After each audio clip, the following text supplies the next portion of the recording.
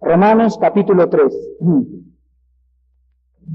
En el primer capítulo, el apóstol Pablo se encargó de mostrar a la raza humana que los paganos, o sea, las personas que no han oído el evangelio, los budistas, los salvajes, los jíbaros, etcétera, etcétera, no van a tener excusa tampoco en el juicio de Dios, porque aun cuando no conocieron a Cristo ni a la Biblia, tenían, sin embargo, en su conciencia el testimonio en la creación, en el orden, en la organización del mundo, el testimonio de Dios. Vimos también en el capítulo 1 cómo la raza humana, cuando conoce a Dios y no se inclina ni le rinde culto y adoración, la raza humana se degenera. Cualquier persona que haya oído o conocido a Cristo y no obedezca, por cierto, quiero agregar algo al precioso resumen que Pablo nos hizo, la palabra obediencia. La palabra obediencia en el original hebreo y griego significa oír con atención. La palabra obedecer significa en el griego oír atentamente. Entonces, todas estas personas que no oyen o no quieren poner atención, se degeneran, ¿cómo? Moralmente. Moralmente el hombre llega a degenerarse y la degeneración sexual es el último grado de la degeneración del ser humano. También tenemos en el capítulo 2 de Romanos que después de haber oído la condenación tan tremenda del apóstol Pablo, pues salen los religiosos, ¿verdad? Y, pues gracias a Dios que pues yo no soy ni degenerado, ni adúltero, siempre he ido a misa, siempre he ido a la iglesia, etcétera, etcétera. Salen los religiosos para ver cómo les va en el juicio final. Y resulta que en el juicio Dios pone tanto a los religiosos como a la peor clase de personas en el mismo entarimado. A ver, pónganse, creían que los iba a poner hasta el frente, pónganse y párense contra la pared también ustedes. ¿Cómo? Pero si nosotros te conocimos, y nosotros fuimos a la iglesia, y yo di diezmos, etcétera, etcétera. Entonces Dios les dirá en el juicio a los religiosos que la religión no iba a salvar a nadie, y que el hecho de que hayan pertenecido a una organización religiosa no les daba el pasaporte para entrar al cielo.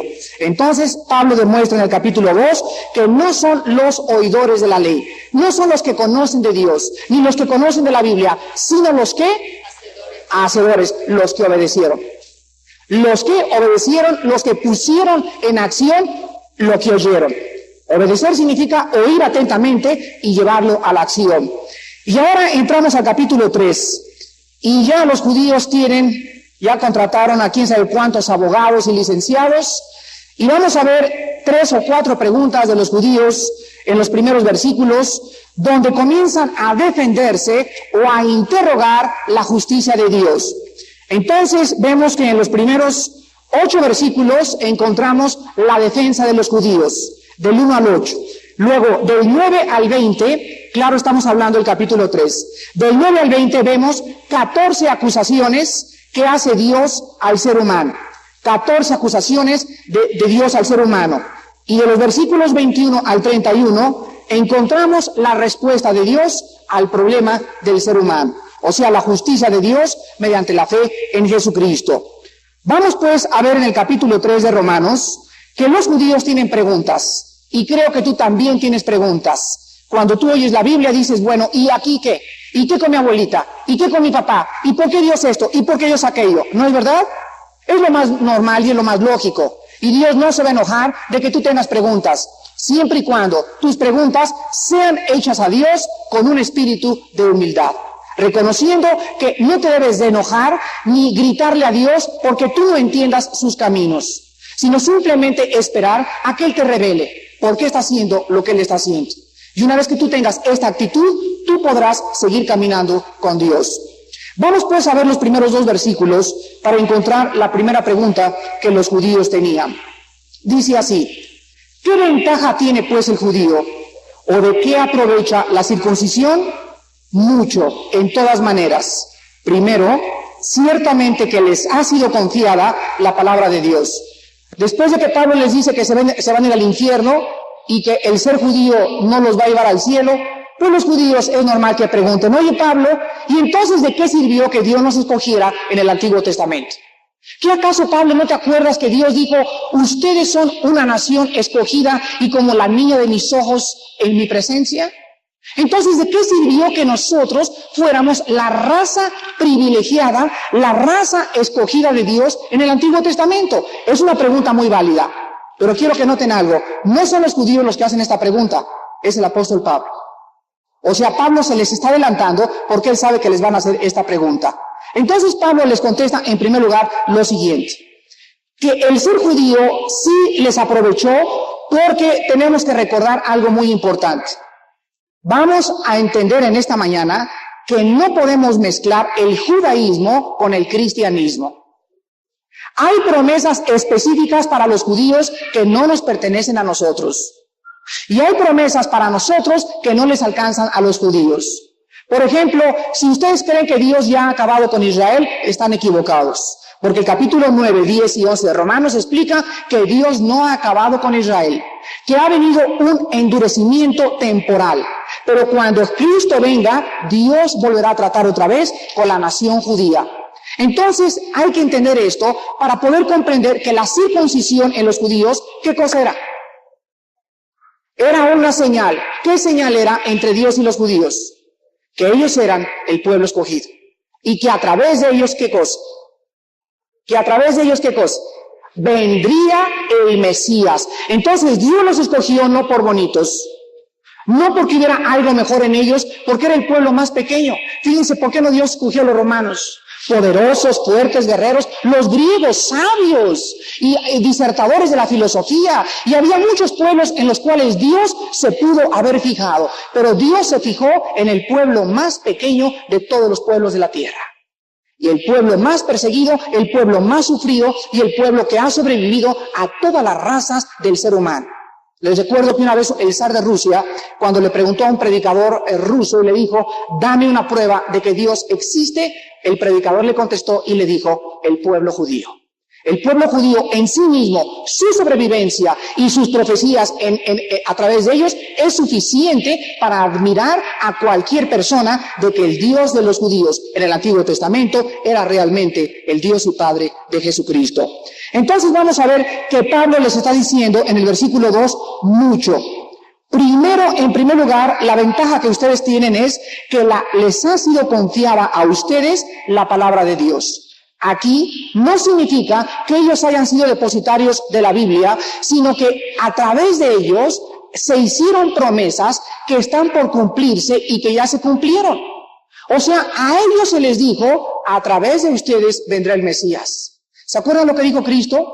La salvación viene de los judíos. Entonces ellos tenían la ventaja de ser la raza por la cual Dios había obrado para enviar al Mesías a nosotros aquí al mundo. Y esto es algo que los judíos deberían de darle gracias a Dios. Pero el hecho de que ellos hayan sido los instrumentos o los canales para que el Mesías llegara no los hacía salvos, porque una cosa era una promesa y otra cosa era si esa persona cumplía esa promesa. Vamos a ver entonces nosotros, en segundo lugar, del versículo 3 al 4, que los judíos siguen preguntando. Pues que, si algunos de ellos han sido incrédulos, su incredulidad habrá hecho nula la fidelidad de Dios. De ninguna manera. Antes bien sea Dios veraz y todo hombre mentiroso, como está escrito, para que seas justificado en tus palabras. En esta pregunta se está haciendo realmente el énfasis en lo siguiente. El hecho, dicen los judíos, el hecho de que nosotros hayamos sido incrédulos significa que las promesas que Dios nos hizo ya no tendrán validez por nuestra incredulidad. ¿Y qué les contesta Pablo?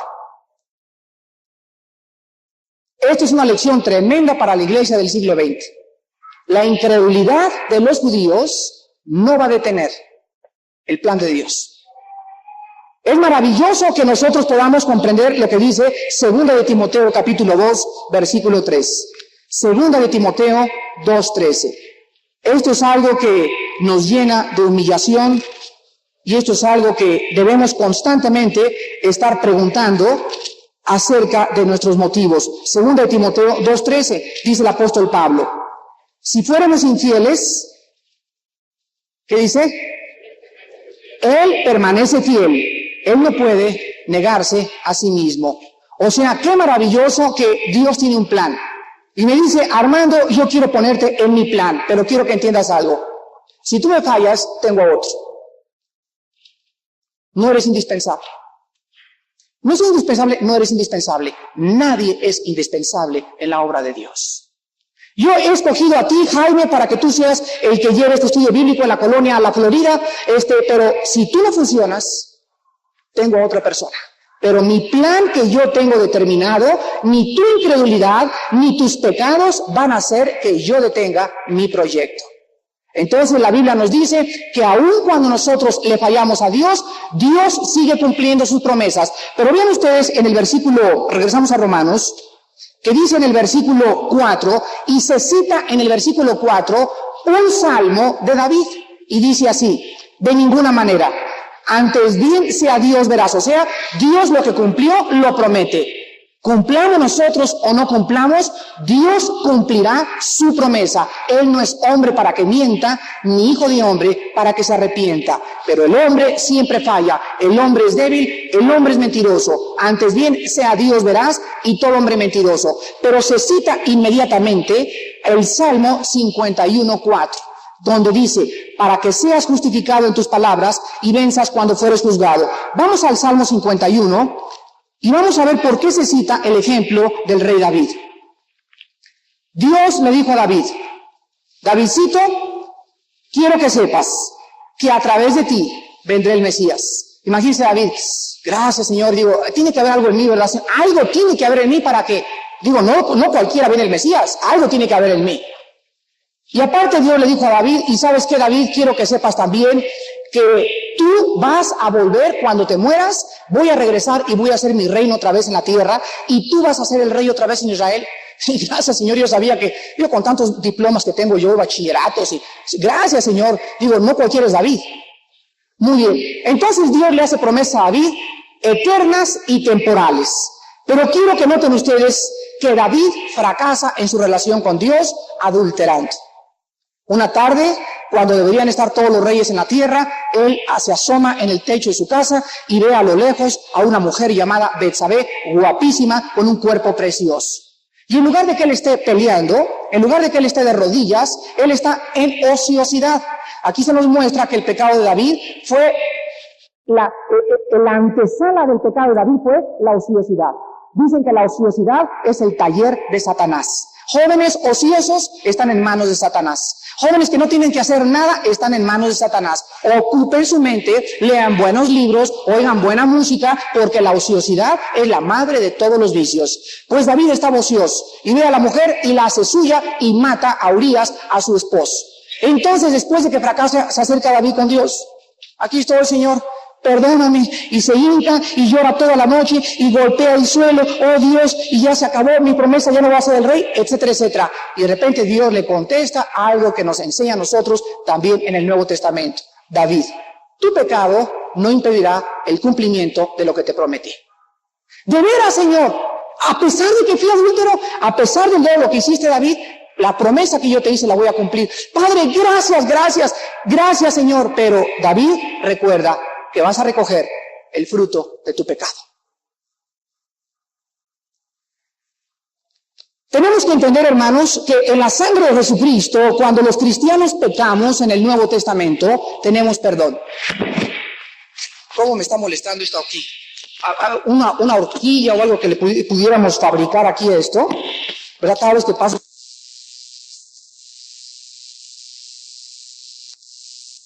Arriba de la silla sería mucho mejor.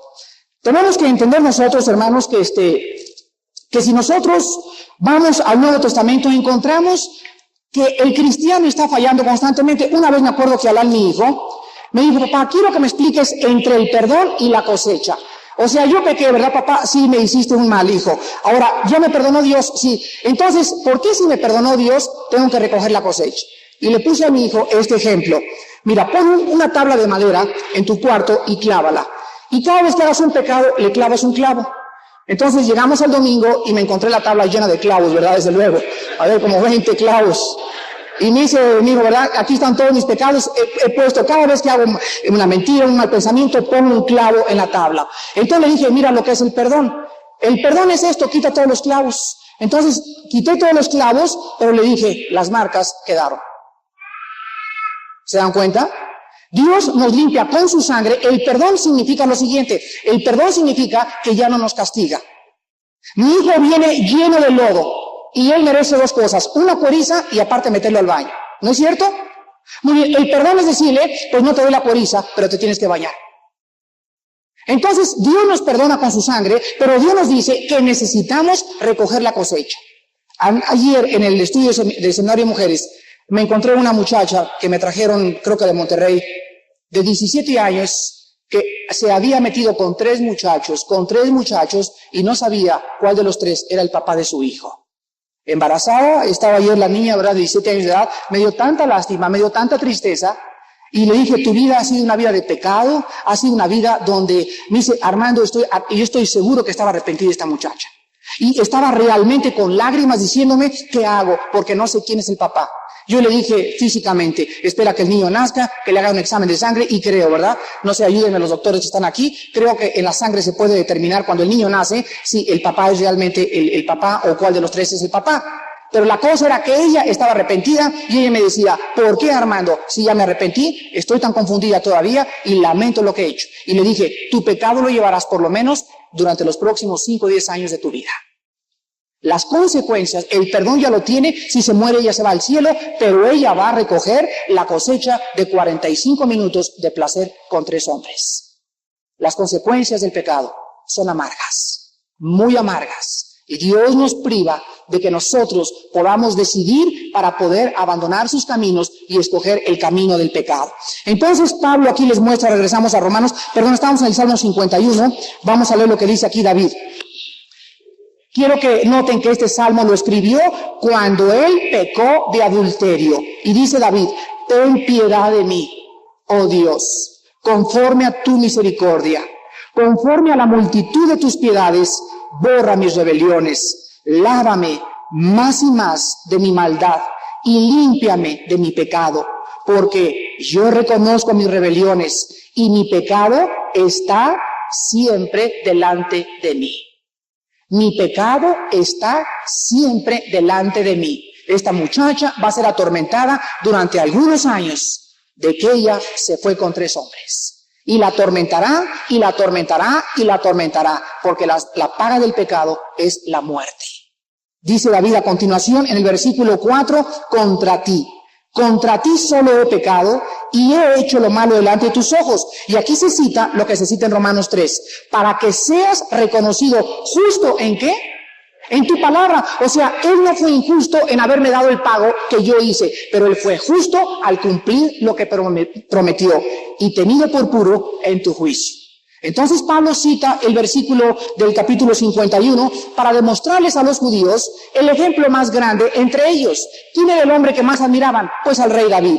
Y entonces Pablo les muestra en Romanos que David pecó contra Dios. David fue incrédulo contra Dios. David se rebeló contra Dios y Dios cumplió su promesa aun cuando David recogió la cosecha de sus pecados. Entonces, nuestras fallas no van a detener que Dios haga lo que Él ha prometido con nosotros. Vean en Filipenses capítulo 1, versículo 6, esta promesa a todos los cristianos. Gracias a Dios que nuestras debilidades no impiden que Dios siga trabajando con nosotros. Cuántas gracias le doy yo a Dios de eso todas las mañanas. Padre, tantas veces que te fallamos, pero Padre, gracias porque Filipenses 1:6 dice, estando persuadido de esto, que el que comenzó en vosotros la buena obra, o sea, ¿quién comenzó la salvación en nosotros? ¿Quién? Claro, la salvación es de Dios, ¿verdad? La salvación es Él tomando la iniciativa. Nosotros no queremos ser salvos. Él es el que nos vino a buscar y a salvar. Él comenzó la obra. Muy bien, el que la comenzó, dice la Biblia, ¿qué cosa dice? La perfeccionará hasta el día de Jesucristo. O sea, Dios toma en sus manos a René y sabe Dios que René es rebelde, etcétera, etcétera, y le da la salvación. La vida de René es transformada y de repente René se encuentra y dice, Señor, pero yo no creo que te pueda ser fiel hasta la muerte. Están duras las tentaciones. Y va a haber muchos problemas. Entonces Dios le dice a René, quiero que entiendas algo, René, te voy a hacer entender por las buenas o por las malas, pero no te me escapas. Por eso la salvación no la podemos perder, porque Él la va a perfeccionar. Cuando nosotros le fallemos, Él sigue siendo fiel en que al disciplinarnos, Dios al que recibe por hijo, Dios le ha dado promesas. Dios ha dado promesas como en Filipenses 1:6, voy a acabar en ti la obra. Y si tú me fallas y tú eres incrédulo y quieres alejarte de mí, como yo te di la salvación y tienes mi espíritu, te voy a hacer entender. Y regresamos siempre así, dice el Salmo 119, antes de que fuera antes que fuera humillado, era rebelde contra Jehová. ¿Por qué viene la humillación y el castigo? Por nuestra rebelión. Entonces, ¿quieres salirte del camino de Dios? Dios te va a hacer volver. ¿Quieres saber si eres salvo? Si no te hace volver Dios, no eres salvo. ¿Se dan cuenta? Las promesas, ¿para quién es? Para sus hijos. Él nos ha dado la promesa de que va a acabar con nosotros. Y si tú te pones rebelde y tienes realmente al Espíritu Santo, vas a regresar a Cristo tarde o temprano. Regresamos a Romanos y vemos nosotros en el versículo del 5 al 8 la tercera pregunta. Del 5 al 8 vemos la tercera pregunta. Si nuestra injusticia hace resaltar la justicia de Dios, ¿qué diremos? ¿Será injusto Dios que da castigo? Hablo como hombre. En ninguna manera. De otro modo, ¿cómo juzgaría Dios al mundo? Pero si por mi mentira la verdad de Dios abundó para su gloria, ¿por qué aún soy juzgado como pecador?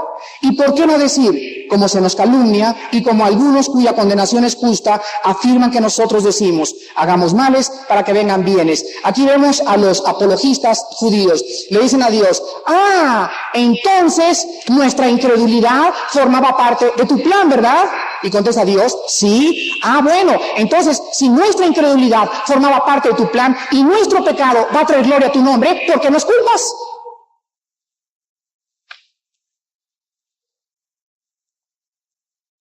¿Lo entienden? ¿No lo has dicho tú muchas veces? Bueno, Judas dice que iba a entregar a Cristo, ¿no es cierto? Sí, dice la Biblia. Entonces, ¿qué culpa tenía Judas? Ellos estaban diciendo, en otras maneras, los judíos, que en este caso, ni Hitler ni Mussolini deberían de ser juzgados, porque Hitler y Mussolini formaban parte del plan de Dios, y si formaban parte del plan de Dios, ¿cuál era la culpa de estos pecadores? Si estos pecadores formaban parte del plan de Dios. ¿Se dan cuenta? Entonces, ¿por qué dicen los judíos? Si fuimos incrédulos y Dios nos dice que nos va a juzgar, ¿por qué entonces nos hace responsables? Entonces, esto es una premisa absolutamente injusta. Es injusta porque es como decir, si por nuestra incredulidad era o estaba en el plan de Dios, o Dios, ¿por qué me estás juzgando tú a ti? Pero escuchen esto, al mismo tiempo que la Biblia dice que los mismos pecadores son usados en el plan de Dios, al mismo tiempo que Dios ha predestinado y ha elegido desde antes de la fundación del mundo, y ha sabido Dios quiénes se condenan y quiénes se salvan, las personas que son pecadoras aún son responsables delante de Dios. Entonces, si Dios no tuviera una base para decirle a esta hermana, usted es pecadora, ¿cómo podría, escuchen esto, cómo podría Dios celebrar un día del juicio? ¿Para qué es el día del juicio? El día del juicio se van a acercar todos con sus defensas. Van a estar aquí muchos ateos que estuvieron aquí el domingo y se van a acercar con Dios y le van a decir, pero va a estar Judas en primer lugar. Va a llegar Judas, ¿verdad? Señor, tú me escogiste desde antes que naciera para entregar a tu hijo. Y si yo no hubiera entregado a tu hijo no hubiera muerto crucificado. ¿Sí o no? ¿Sí o no? ¿Sí o no? Dice Dios, ¿sí, Judas? Entonces, si tú me escogiste y yo fui el instrumento que fue usado para entregar a tu hijo, entonces es mi culpa. Y eso es lo que en el día del juicio Dios les va a demostrar. Juditas, a pesar de que yo sabía de que tú ibas a entregar a mi hijo y que lo planeé de tal forma para que tú fueras el instrumento por el cual mi hijo muriera y redimiera la raza humana, Judas, al mismo tiempo tú eres culpable porque tú escogiste ser el traidor voluntariamente. Yo lo escribí en mi libro porque yo conozco todo desde antes de la fundación del mundo, pero cuando sucedió el acontecimiento, tú tomaste esa elección. Yo lo sabía, y como yo sabía que ibas a tomar esa elección, te usé para mis propósitos. Pero tú eres responsable delante de mí. Ahora, si nosotros no entendemos esto, ¿verdad? Entonces podemos comenzar a decir, como los judíos decían, hagamos males para que vengan bienes. Con que entonces el pecado es gloria para ti, pues vamos a las orgías. Vamos a arrasar la cobija, que al cambio el pecado trae gloria al nombre de Dios. Entonces, dice Pablo, es una calumnia. Esto es algo que difama el buen nombre de Dios. Hagamos males para que vengan bienes. Entonces, al acabar esto, encontramos que en estas tres preguntas, Pablo les demuestra en primer lugar que los judíos eran especiales no por la salvación. Los judíos eran especiales porque a través de ellos vino el Mesías. En segundo lugar, su incredulidad no detuvo el plan de Dios. Y en tercer lugar, su incredulidad, aunque trajo gloria a Dios, ellos seguían siendo responsables de sus pecados y de sus acciones. Ahora pasamos inmediatamente a la otra sección, donde encontramos el veredicto del juez de la humanidad. Aquí encontramos en el versículo 9 en adelante el veredicto del juez de la humanidad. Y el veredicto es el siguiente: todos culpables. Cae el mazo del Dios del cielo y dice: todos culpables, paganos o religiosos, blancos o negros, ricos o no ricos, negros o prietos, amarillos o educados, con iglesia católica o sin iglesia católica, todos se van al infierno. Absolutamente no hay ni un justo que pueda decir: yo merezco ir al cielo. Este es el veredicto que vamos a encontrar, y vamos a ver nosotros en el versículo 9 lo siguiente: ¿qué pues? ¿Somos nosotros mejores que ellos? En ninguna manera.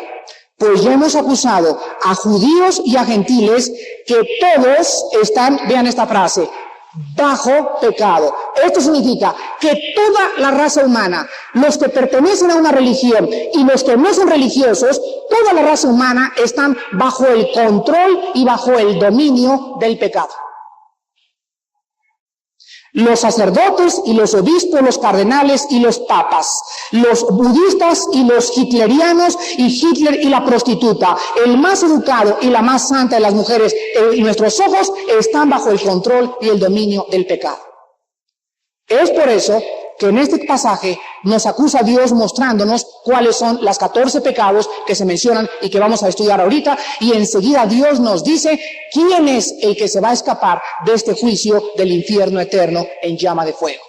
Si después de tú oír esta conferencia, tú sigues insistiendo en que tu religión o tus buenas obras te van a salvar, te vas a llevar un gran fiasco. Dios te dice en esta mañana: tú eres culpable de irte al infierno, aunque te hayas comulgado, aunque hayas confesado, aunque tengas la foto del Papa en tu casa, aunque tengas a Santa Cecilia ahí en la entrada, aunque tengas a Santa Cleta, no me importa lo que hagas, delante de mí eres culpable. Entonces ahorita que somos culpables, la pregunta es: Padre Santo, ¿cómo puedo entonces entrar a tu reino? Y Dios nos contesta: yo les voy a dar las reglas del juego. Y el que quiera jugar con las reglas del juego va a entrar al cielo.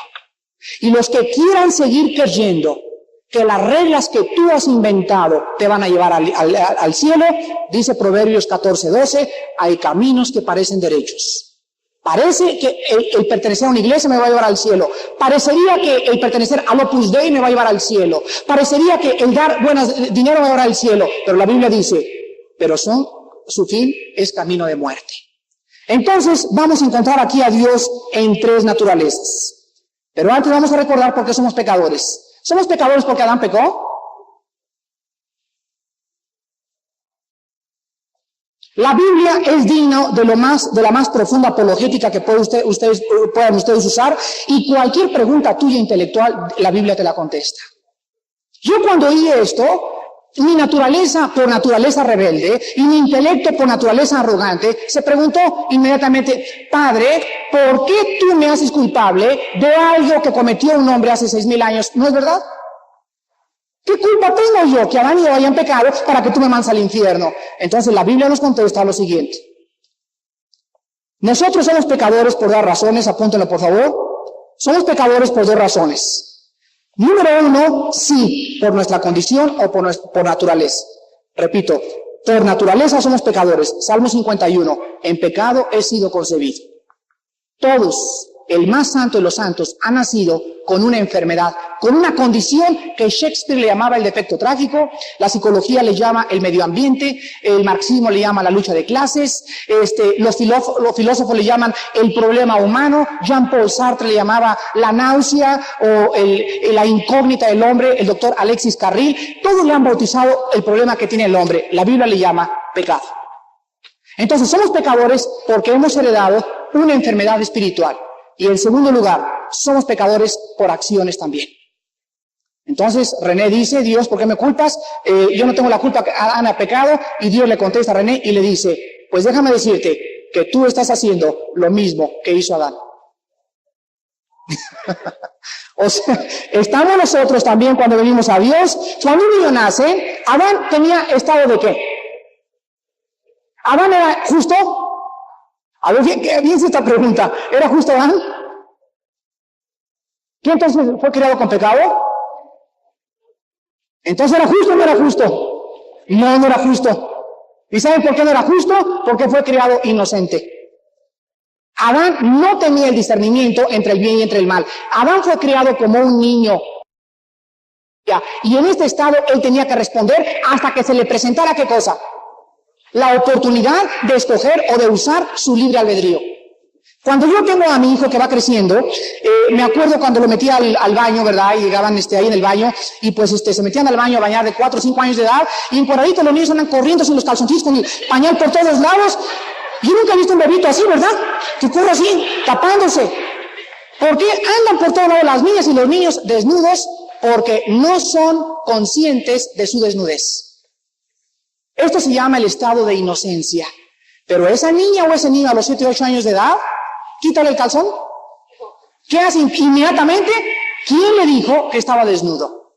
¿Quién le dijo que era pecado enseñar sus órganos masculinos? Algo en lo profundo de su conciencia lo hace avergonzarse de algo que no era vergüenza cuando fuimos creados a la imagen y semejanza de Dios. Entonces, cuando el niño descubre que hay un estado de maldad y en ese momento él puede decidir taparse, en ese momento el niño es responsable para recibir a Jesucristo. Entonces un niño debe recibir a Cristo a los 7 o 8 años de edad. Pero mientras no venga este estado, él es inocente. Si se muere, se va al cielo. No porque sea justo, sino porque el sacrificio de Cristo en la cruz pagó por el pecado inocente de los niños que no disciernen entre su mano izquierda y su mano derecha. Por eso Cristo dijo, dejad que los niños vengan a mí, porque de ellos es el reino de los cielos. Todos los niños muertos inocentes se van al cielo. No hay tal cosa como el limbo. De que si no le echan agüita se va al limbo. ¿Dónde está eso en la Biblia, señores? La Biblia nos muestra claramente que el limbo ni siquiera existe. Entonces a Dios se los muestra aquí en tres secciones. Vamos a ver en el versículo del 10 al 12 a Dios como juez. En el versículo del 13 al 15 a Dios como médico. Y en el versículo 16 al 18 a Dios como historiador. Y vamos a ver entonces, de la sección del 10 en adelante, las 14 acusaciones de Dios contra nosotros. Vamos a ver la primera acusación que Dios nos da. Estos son los rayos X de Dios. Todos ustedes saben que por naturaleza nosotros tenemos un buen concepto de nosotros, ¿no es cierto? Pregúntale a una señora religiosa y te va a contestar, no todos son tan malos. Hay algo bueno en el hombre. El diagnóstico de la mayor parte de los psicólogos ha sido, hay más bueno que malo en el ser humano.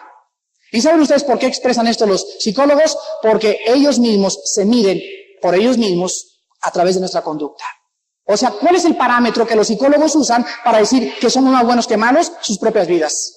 Y sus propias vidas nos dicen que el 65% de los psicólogos y psiquiatras en América Latina se han casado más de 3 veces.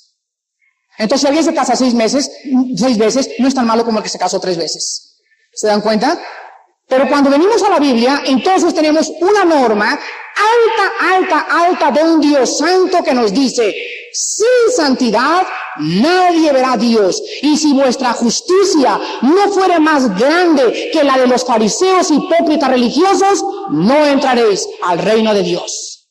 Y cuando Dios nos levanta el parámetro y la norma a la cual debemos nosotros sujetarnos, nos quedamos impávidos y nos quedamos pequeños y le decimos, oh Dios, pides demasiado porque la santidad es algo que nunca podré alcanzar. Y Dios nos contesta, tienen toda la razón, para eso envié al Espíritu Santo en Pentecostés. Para que entrara a tu vida y Él hiciera cumplir lo que yo te mando. Dice en Ezequiel 36, pondré mis leyes dentro de tus mentes y haré que ese corazón de piedra sea sacado y les pondré un corazón de carne y haré que anden entonces en mis mandamientos. ¿Cómo puedo yo entonces ser cristiano sin la ayuda del Espíritu Santo? Imposible.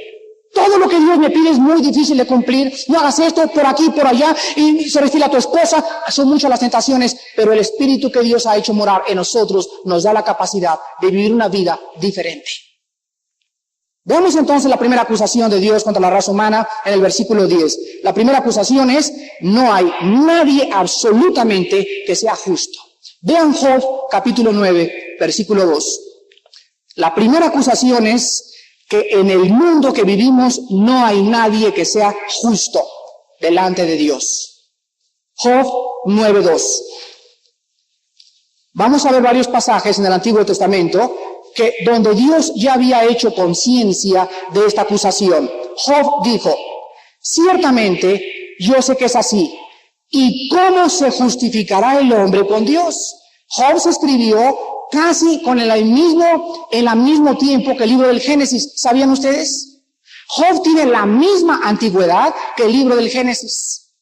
Y en ese tiempo, Job se preguntó y le dijo, ¿cómo podré, Señor, ser aceptado por ti? Voy a misa, comulgando, Señor, los domingos, yéndome a la vía y rascándome y ensangrentándome la lengua y las rodillas, ¿así me aceptarás? Y todo lo que el hombre quería hacer para aceptado por Dios, les decía, no es por ahí, no es por ahí, no es por ahí, no es por ahí, no es por ahí. Entonces Dios lleva al hombre a un rincón. A un rincón donde el hombre queda absolutamente enfrente de un Dios santo, sin ninguna esperanza, sin ningún medio para poder salvarse. Dios nos quita todas las armas, me quita la religión de mis brazos, me quita los sacrificios, me desarma, me deja desnudo ante su presencia, y entonces quedo y levanto la voz al cielo y le digo, Señor, ¿qué debí hacer para ser justo? Y Dios contestó esto en el Nuevo Testamento, cuando envió a Cristo a morir en una cruz. Vean ahora Eclesiastés capítulo 7. Denle la vuelta a Job, está Salmos, después sigue Proverbios y después Eclesiastés. Job, Salmos, Proverbios, Eclesiastés. Capítulo 7, versículo 20. El que escribió Eclesiastés es Salomón. Y dice Salomón, ciertamente no hay hombre justo en la tierra que haga el bien y nunca peque. Ahora vamos al Salmo capítulo 14. Regresamos a Salmos. Atrás está Proverbio y luego sigue Salmos. Versículo 1. Salmo 14, 1.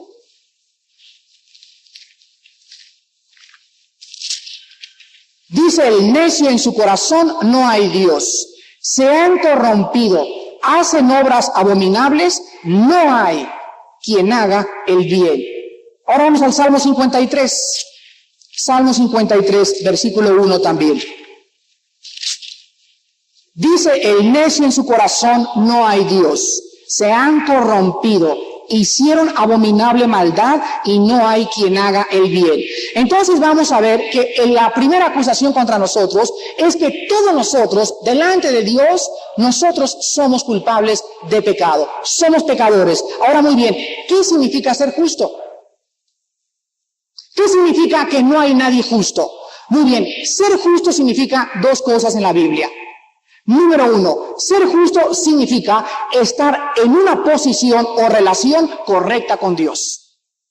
Y número 2, ser justo significa jugar conforme a las reglas de Dios. ¿Escucharon? Entonces, desde este punto de vista, desde esta perspectiva, yo no soy justo porque voy por ejemplo, a la iglesia católica, y fui muchos años a la iglesia católica, me comulgaba, etcétera, etcétera, mi vida no cambiaba, los mismos pecados, bla, bla, bla, bla, bla, y de repente le pregunto a un señor, oiga, ¿y quién inventó esto, por ejemplo, de hincarme con usted y decirme que le tengo que decir mis pecados? Mijito, pues, me lo dijeron por ahí, y vamos con el de por allá. ¿Y quién le dijo a usted, que teníamos que hacer esto? Pues mira, nos lo dijeron hace 300 años, y regresamos hasta el final y a la raíz de la situación, y encontramos que su origen no lo tuvo en la Biblia, lo tuvo en tradiciones inventadas por los hombres. Señor, y cuando vengo el domingo, ¿a qué voy a misa? Pues a cumplir, hijito, ¿a cumplir con qué? A cumplir con los mandamientos de Dios. ¿Y qué son los mandamientos de Dios? ¿Que vaya a misa? No, pero mira, cuando tú vienes, yo levanto, la cosa esa, ¿verdad? Y en ese momento viene una cosa tremenda y convierto con un poder especial esta cosa en la sangre y cuerpo de Cristo. Y en el momento que la levanto y la consagro, las personas que se acercan y toman de eso, reciben a Jesucristo. Se reciben a Cristo el domingo, se les sale el lunes, martes, miércoles, jueves, viernes, sábado, y lo voy a recibir cada domingo. Creo que usando no quiero ser burlón, quiero solamente usar la lógica más elemental. Creo que usando un poco de lógica y preguntándote a ti mismo, fíjense qué cosa tan tremenda. Mientras perteneciste a esa religión, nunca hiciste preguntas, y en cuanto te conviertes, te vienen las preguntas. Pertenecimos a un sistema que era lo más absurdo, lógicamente. Y cuando vienes al cristianismo tienes dudas. Así es la naturaleza del ser humano. Es más fácil que creamos la mentira que la verdad. Entonces Dios nos muestra en su palabra que el ser justo significa estar en una relación correcta con Dios. Y el ir a misa no me pone en una relación correcta con Dios. El irme de rodillas tampoco me pone en una posición correcta con Dios. Entonces, ¿cómo puedo yo entender si el sistema al que yo pertenezco está hecho por las reglas de Dios? ¿Quién hizo esas reglas? Las hicieron los hombres. Cuando yo quiero ser justo delante de Dios, tengo que jugar conforme a sus reglas. Y tengo que conocer las reglas y comenzar a jugar conforme a estas reglas para ser aceptado y estar en una posición aceptable delante de Dios. Ahora vemos a continuación nosotros también aquí, que mientras no veamos Isaías 64, versículo 6. Isaías 64, versículo 6. Vean cómo la Biblia es tan maravillosa estudiarla de esta manera, porque sistemáticamente vamos estudiando y conociendo y profundizando la mecánica de la doctrina y la teología cristiana. Es maravillosa. Isaías 64, 6 dice así: si bien todos nosotros somos como suciedad, y todas nuestras justicias, o sea, lo mejor que hay en ti, los dulces que le regalas a los niños, tus oraciones a la Virgen, tus sacrificios el domingo, el cumplir, etcétera, etcétera, etcétera. Todas tus justicias tuyas delante de Dios son como trapo de inmundicia. Y caímos todos nosotros como la hoja, y nuestras maldades nos llevaron como el viento. O sea, dice la Biblia, que el hombre, con todo lo mejor que pueda tener, se acerca el hombre con Dios, y el hombre le dice a Dios: Señor, dice Dios, ¿qué es esto? Y dice Dios: esto que tú me traes para mí es un trapo cochino inmundo, pero es lo mejor que te puedo dar. Tú no me puedes dar nada más grande que lo que yo hice por ti en la cruz del Calvario.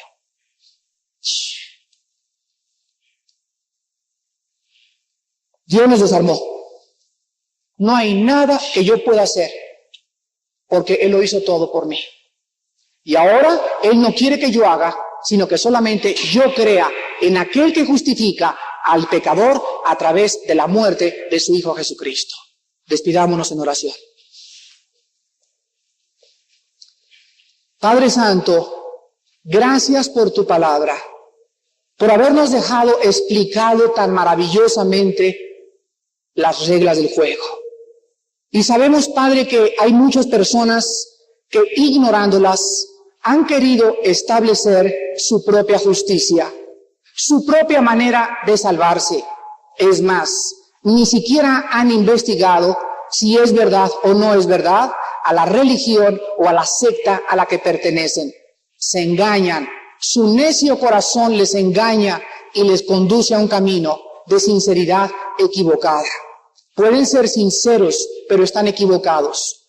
Gracias porque esta mañana tú has traído a muchas de estas personas para que en esta mañana ya no tengan ignorancia, para que te conozcan y comprendan que no hay nada en las obras que puedan ponernos en una posición de aceptación ante tus ojos, que es el sacrificio de Cristo. Eres tú interviniendo en el espacio y en el tiempo para poder mostrarnos que la salvación viene de Dios.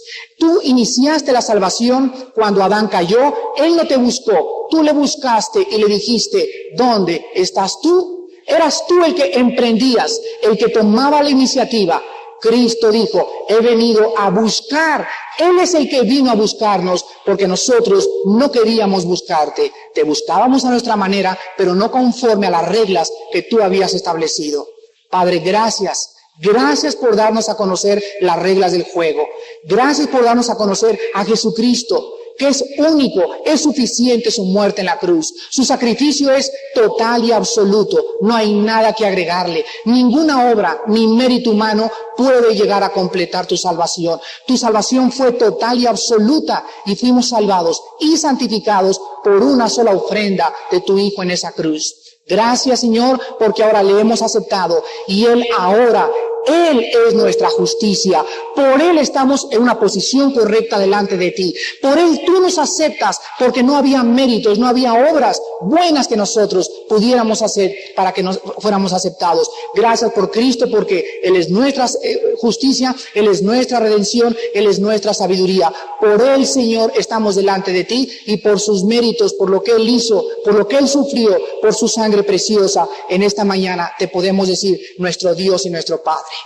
Oh Señor, en esta mañana trae a la cruz a estas personas que les has hablado a su corazón.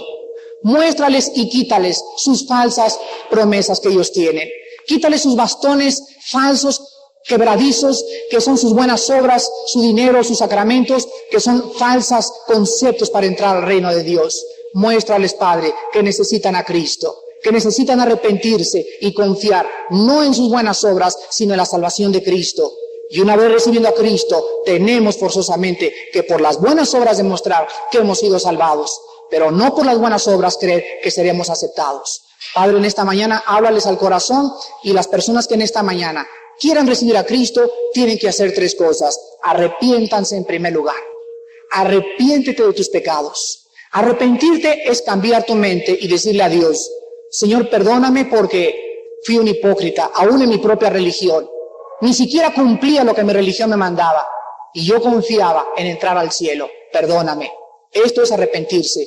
Cambiar tu manera de pensar respecto a tu vida anterior. No hay nada que puedas hacer para ser aceptado por Dios más que creer en Jesucristo como tu Salvador y el único medio para poder entrar al reino de Dios. En segundo lugar, cree en Cristo como el Cristo, el Hijo de Dios. El único que puede obtener para ti la salvación de tu alma. Y en tercer lugar, ábrele tu corazón. Dile, Señor Jesús, en esta mañana te recibo humildemente. Aún no entiendo muchas cosas, pero entiendo que te necesito. Y que si eres tú el medio para entrar al reino de Dios, yo te acepto en esta mañana con todo mi corazón, con todas mis fuerzas y con toda mi alma.